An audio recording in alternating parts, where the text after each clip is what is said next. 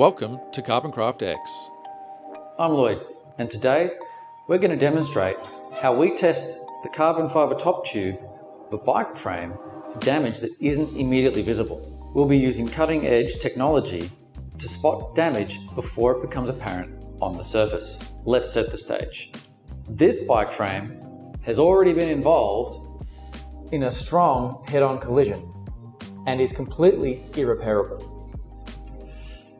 The extra good news is the rest of the frame is perfect for testing. And we've confirmed this through inspections that it's in solid condition for our tests, with one exception being this small delamination here, which we detected using ultrasound. Here's the setup. We'll be dropping the hammer from predetermined heights onto the top tube, which is resting on the surface here. We have a simple tape measure. We're not aiming for perfect scientific results. We're aiming for a general feel for how it would be at home or out on the road or out on the trails. So what we're trying to replicate is what happens if you drop your bike and it hits a rock, it hits the sidewalk. It's an indication of what's going to happen. In addition to the camera setup, we have our bore scope, which is currently positioned inside the frame. And we're also going to have a digital microscope to check it. After each drop, we're going to be running a full ultrasound scan on the area that was impacted. Let's get it going. Number one.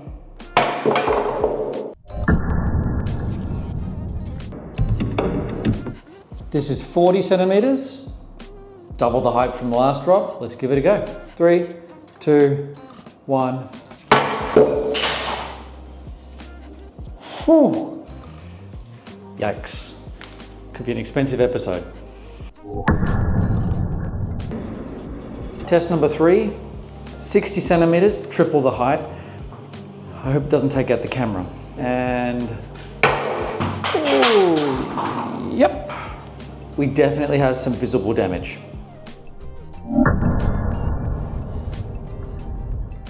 Drop number 4. This is getting really high. This is 80 centimeters. 3, 2, 1. Definitely, we have some damage to the paint on the outside, but it looks superficial. We'll determine what happened with the ultrasound.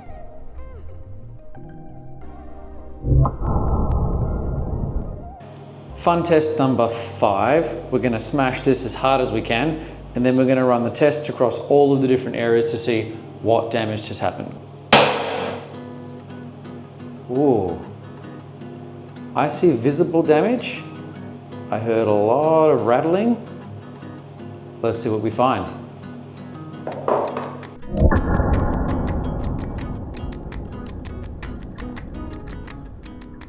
Moving to number 1 to look at the microscope, we can see here there's no additional damage other than the scratches that were previously present on the paintwork. Magnifying in a bit further, we can still see that there's nothing other than some superficial scratches. Looking at number 2 after the drop, we don't see too much issue. Zooming in further, we then have a look at the paint and we're still not seeing any major issues with the surface. After drop 3, we can see here there's clear chips in the paintwork. There are also some wrinkles in the paint as well in the white section, and down below, if you look carefully, you'll see some fractures in the black section. Zooming in further confirms the paint chips, of course, and we can see that there's some separation and wrinkling or slight overlapping with the paintwork that was not there previously. Number 4 here, you can see that there's a slight circular pattern of cracks, very fine lines. Magnifying further, you can see that there's clear stress fractures within the paint job itself. We'll see how that translates underneath. And there's even a small paint chip just on the edge of the white and black area. The carbon there is exposed. We'll have a look. There appears to be a very fine crack in the carbon itself. We'll have a look with the ultrasound soon. Number 5, the smash test. There's very clear paint chip up in the white section, and there's also very clear cracks in the paintwork. Looking at the higher magnification, there's very clear stress fractures along the entire paintwork. This would be around where the hammer struck, of course. And then looking at the black section, you can also see that that stress fracture in the paintwork is also gone well into that black area. And there's also a small paint chip here in the white area. Again, stress fractures in the paintwork are clear and visible throughout. Ultrasound test 1, and guess what? We found a delamination about 1 centimeter in length. Ultrasound test 2, and we find yet another delamination slightly to the left where you see the paint chip. It's roughly the same size as in test 1. Ultrasound test 3, this was dropped from 60 centimeters, and we found all sorts of cracks and fracturing. There's also some significant paint chips visible. Ultrasound test 4. The paintwork actually looks okay with a few minor cracks. Here we discover massive damage internally that spreads out 4 to 5 centimeters from the impact point to the left and the right. Ultrasound 5. Last but not least, the bonus smash. Here, the equipment regularly struggled to even return a signal because of the complete destruction inside the carbon, meaning the ultrasonic pulse was completely absorbed by all the shattered pieces and fractures.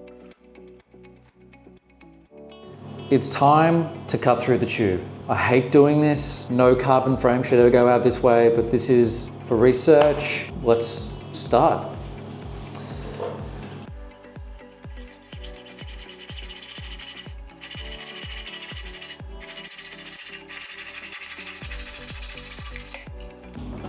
Okay, time for cut number 2. It's going to be at the edge of the tube here so that we have one continuous top tube. The previous cut is already complete. Nothing left to do but to do it.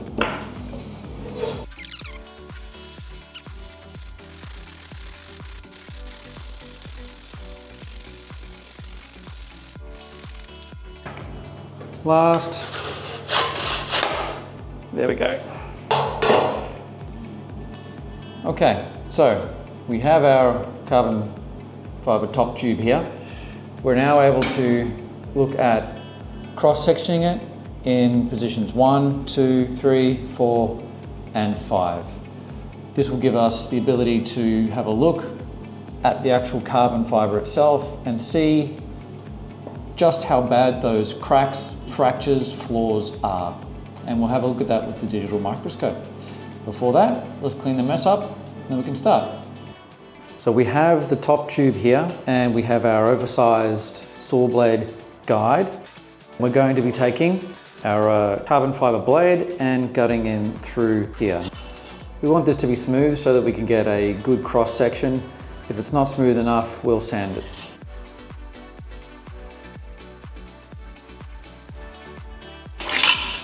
And we're through. All right, so we have our cross section in here and here. We can examine both and we'll see just how it looks. We're just going to keep cutting all of the different segments in the spots directly through where we found faults, and then we're going to check them all with the digital microscope. So let's do it.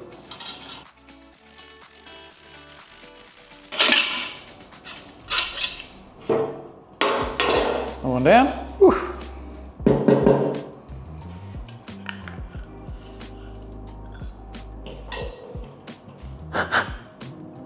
Perfect. And continue.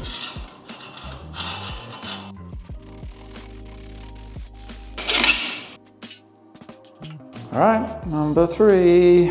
Number 4 is where we had a lot of damage. So pretty much anywhere in that sphere of destruction is good.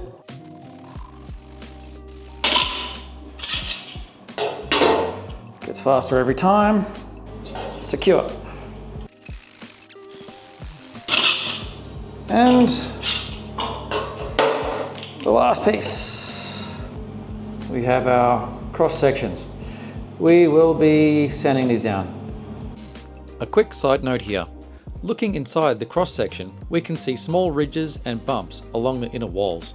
This is very common in carbon fiber bikes and does not degrade the integrity. It is usually a result of hand layup and excess resin combined with some folds or wrinkles in the bladder during manufacture. Now we're going to try to grind down or perfect the surface of the cross section of each of these pieces of carbon. We've got a number of special grinding discs. I'll show you those right now.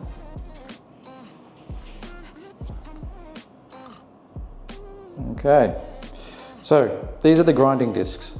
These guys are diamond tipped or diamond impregnated grinding discs.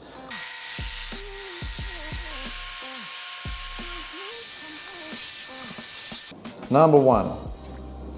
So this is the first cross section. In this cross section, we detected what we thought was a crack about 50% of the way through the material. And twist. Okay, let's have a look at that now. Very obvious, and it's not a major concern. It is a potential future concern. As it spreads, it is very small. You know, to give you an idea of scale, this is the hook that I'm using just to point it out. There it is.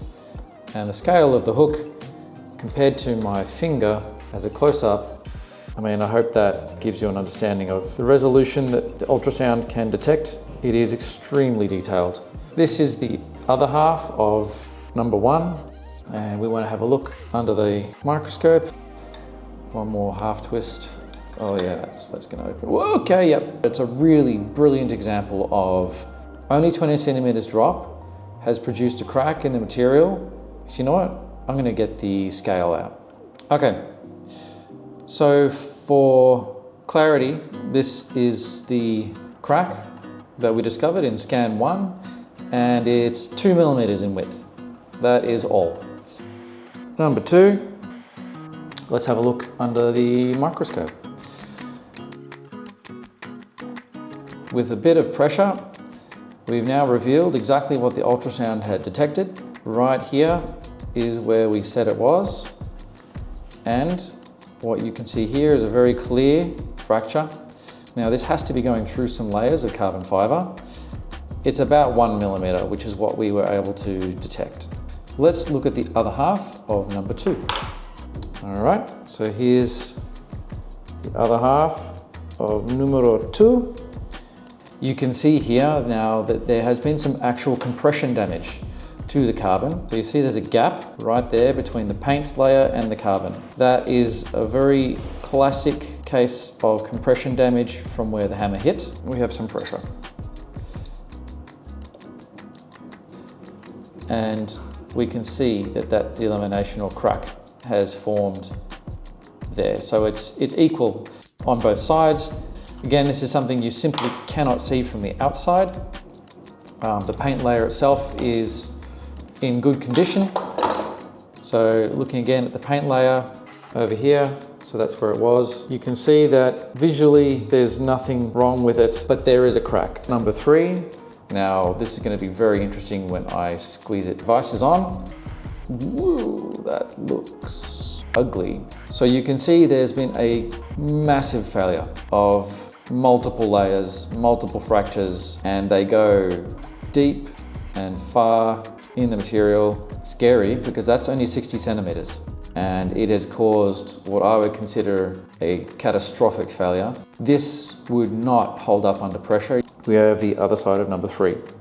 And again, it's just a small paint chip. It doesn't look all that bad. Wow. Wow, that's pretty serious fracturing within the material. It's obviously going to be at a fraction of its strength. And again, this will guaranteed fail over time. Could be the next pothole, could be the next speed hump. Let's move on to number 4. Number 4, but again, the paint looks fine. It doesn't look like there's a major problem. Let's see what we can find. Pressure applied. Oh, wow. And that was not visible to the naked eye. That wasn't visible to the microscope either at 1,000 times magnification until we applied some pressure. The issue you can see here is it passes through additional layers of carbon. So it's not just a resin fracture. This is a carbon fiber breakage in addition to that. And it propagates over a massive distance, and you have a very good example here of additional fracturing through layers of carbon. Here you see one fracture through the resin.